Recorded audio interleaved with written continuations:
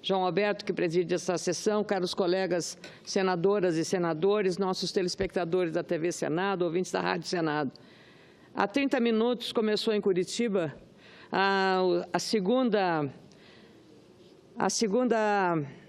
audiência do ex-presidente da República, Luiz Inácio Lula da Silva, na primeira instância da Justiça, e a audiência que já começou, além dele, o juiz Sérgio Moro, que comanda a Operação Lava Jato, deve ouvir também outras testemunhas. E essa é a segunda vez que o presidente presta um depoimento na condição de réu em um processo da Lava Jato conduzida pelo juiz Sérgio Moro.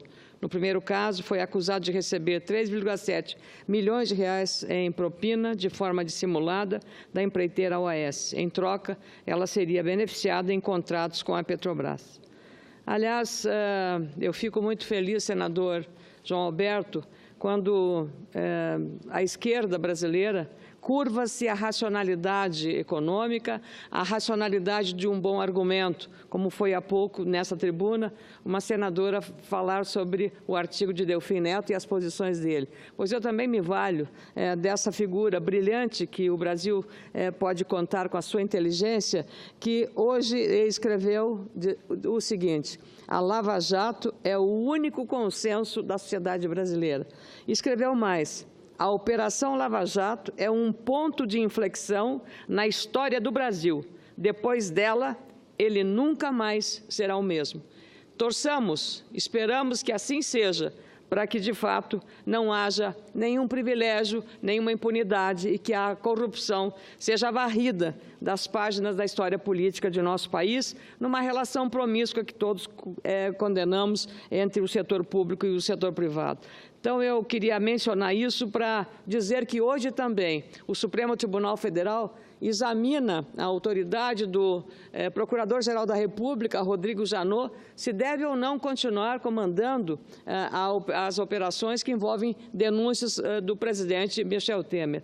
Isto é a prova mais clara, contundente de que o Brasil está vivendo, literalmente, um regime democrático em que as suas instituições estão funcionando e que ninguém, senadora Simone, ninguém está acima da lei. Nem o ex-presidente da República, nem o atual presidente, nem o Procurador-Geral da República, nem o ministro do Supremo Tribunal Federal. Esta é a parte mais sensível, mais relevante do processo que estamos vivendo em nosso país nos dias de hoje. E que as instituições estão funcionando regularmente, fortalecidas ainda mais. Espero, como disse Delfim Neto, que, de fato, o Brasil não seja o mesmo depois disso, porque nós tivemos um impeachment de um presidente, tivemos, logo em seguida, o Mensalão, e agora o Petrolão e o impeachment da ex-presidente Dilma. Eu espero que essas turbulências políticas deixem o Brasil em paz para evitar a corrupção. Eu lamento profundamente que as pessoas venham aqui falar do desemprego, falar de um governo desatento, um governo que está retirando benefícios sociais. Evidente, eu já disse essa frase, o governo Temer não é nem uma Brastemp, é o que tem para hoje, quer dizer, é o que está comandando a economia. E a economia, felizmente, parece descolada do aspecto político, da crise política, senão os números não seriam tão favoráveis, os juros podem ser os menores dos últimos anos do país. A inflação controlada, um abastecimento garantido de alimentos e também de uma produção absolutamente qualificada, aumento das exportações, um cenário que sinaliza para um crescimento econômico. E falar, de fato, quanto mais você tem inflação controlada, mais você está ajudando quem ganha menos, os menos favorecidos, senador. Exatamente porque, com inflação baixa, o seu poder aquisitivo do pouco que você ganha aumenta, evidentemente, ao contrário de uma inflação alta que corrói todo o poder aquisitivo dos trabalhadores assalariados. E o número de aumentos de carteira assinada, nós não podemos tapar o sol com a peneira, deixando de reconhecer apenas pelo desejo de fazer uma crítica persistente e contundente contra a situação que está aí o país. Ninguém está satisfeito, evidentemente, mas eu quero lembrar e me surpreender aqui, que na gestão passada, As empresas estatais, defendidas com unhas e dentes aqui por todos, as empresas estatais tiveram prejuízos gravíssimos em seus fundos de pensão. E o que são os fundos de pensão, se não a garantia para os seus servidores de uma aposentadoria melhor? Aposentadoria e recurso que eles pagam os servidores, e a empresa também contribui. Aliás, contribui mais do que o próprio funcionário. No caso dos fundos de pensão das empresas estatais, defendidas aqui sempre, eu também sou defensora daquelas que funcionam, não daquelas que são cabides de emprego. A Petrobras teve no seu fundo de pensão, Petros, um rombo de 14 bilhões de reais. E ninguém fala sobre isso aqui. E sabe quem é que vai pagar e arcar com esse prejuízo? Pelo aparelhamento político dos fundos de pensão, fazendo péssimas e irresponsáveis aplicações dos recursos dos trabalhadores? Sabe quem vai pagar? O funcionário da Petrobras. O funcionário que já está aposentado e aquele que vai se aposentar. 14 bilhões de reais. E aqui, quando se discutiu muito a reforma trabalhista, trataram o setor empresarial brasileiro genericamente, como se todos fossem cidadãos, empregadores, escravagistas, senador Cristóvão. Como se todos os brasileiros não estivéssemos sob controle social das chamadas redes sociais. Esquecendo que com um telefone celular você mostra para a sociedade a lesão a direitos, ao bullying, ao tratamento de uma série de ofensas à dignidade humana e ao trabalhador. Esqueceram isso. E veja só, uma empresa estatal, a Caixa Econômica Federal, que tem um papel social relevante por trabalhar no saneamento, na habitação, em outras áreas da economia. A Caixa Econômica Federal, uma empresa estatal, está com um passivo trabalhista de 6,3 bilhões de reais. Mas que patrão é este? É um patrão do Estado.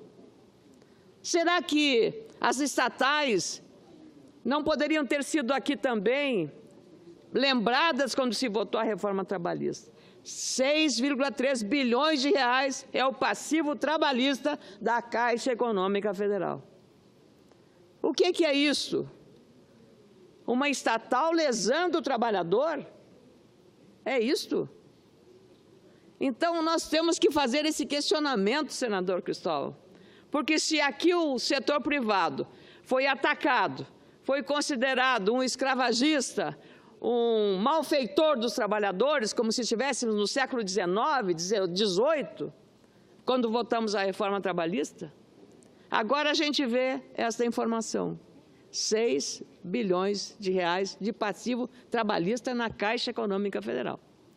Não é crível que a gente esteja vivendo neste país desta forma e com esse tal descontrole.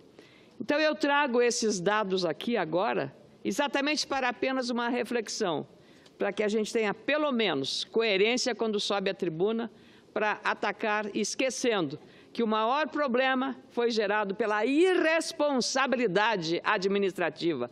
Lá no Rio Grande do Sul, um polo naval erguido com bilhões e bilhões de reais da sociedade brasileira está transformado numa sucata. Sucata que sepultou também o sonho de milhares de gaúchos e de brasileiros que lá foram trabalhar. A duplicação da BR-116, Eldorado, Pelotas e Rio Grande, fundamental para o escoamento da produção e da exportação, parada, e obra parada é a pior coisa que existe para o país. A segunda ponte do Guaíba, obra parada, feita em 2014 apenas com um objetivo único, garantir a reeleição da ex-presidente Dilma Rousseff. Eu penso que nós temos que ter responsabilidade com o que foi feito e com os erros cometidos. Que ninguém venha aqui na tribuna para fazer o reconhecimento e o meia-culpa do que o Brasil está pagando hoje por todos esses equívocos gravíssimos pagos pela sociedade e pelos trabalhadores. Meu caro presidente João Alberto, se Vossa Excelência permitir, eu já esgotei meu tempo, o senador Cristóvão está pedindo uma parte, mas dependo de Vossa Excelência. O tempo de Vossa Excelência está esgotado, mas É um minuto apenas, né, senador Cristóvão? Muito obrigado, presidente. Muito obrigado, senadora. Creio que um minuto é suficiente para chamar a atenção de uma sucata que não é visível, mas que é igualmente grave. É a sucata moral de não reconhecer a responsabilidade e de jogar a culpa nos outros, inclusive no governo que tem aí poucos meses, que não tem competência para fazer um desastre tão grande. Esse desastre vem, como a senhora disse, da irresponsabilidade de muitos anos e das falsas narrativas criando ilusões para enganar o povo. Pior é que conseguiram enganar com a Copa, com as Olimpíadas, com o pré-sal, com grandes empresários que iam ser os maiores do mundo, com o dinheiro do BNDES, e ilusões, ilusões, ilusões sucateadas. Esse sucateamento de ilusões e o sucateamento da verdade é que é tão grave quanto o sucateamento das obras hoje paradas depois de terem gasto bilhões e bilhões de reais. É só isso que eu queria dizer, senadora. Eu agradeço imensamente, senador Cristóvão, e peço ao presidente que esta parte seja a conclusão brilhante de um discurso médio que eu fiz nesta tarde, mas que o senador Cristóvão deu o brilho e o valor e a relevância que precisava de um assunto desse. Obrigada, presidente. Eu que agradeço a Vossa Excelência, senadora Ana Amélia.